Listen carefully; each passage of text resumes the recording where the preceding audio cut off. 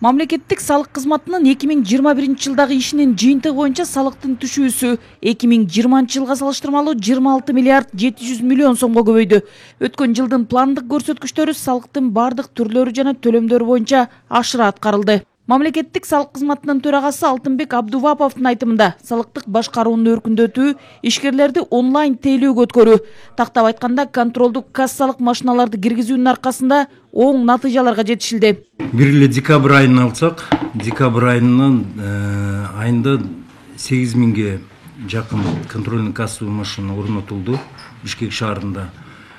Бунун бардыгы уже бүгүнкү күндө иштеп, штаттык режимде иштеп жатышат. Эгерде мисалга келтирип кетсек, январь айында бүгүнкү күндө уже былтыркыга караганда, былтыркы январь айына караганда 2 миллиард сомго көбүрөөк чогултулду.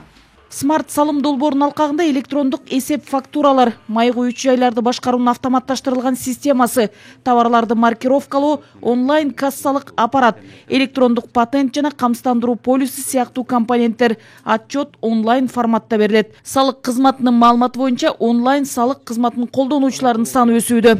32.552 көзөмөл кассалык машина катталган бүгүнкү күндө. Ошонун ичинде аппараттык жана программалык көзөмөл кассалык машина каттоодон өткөн.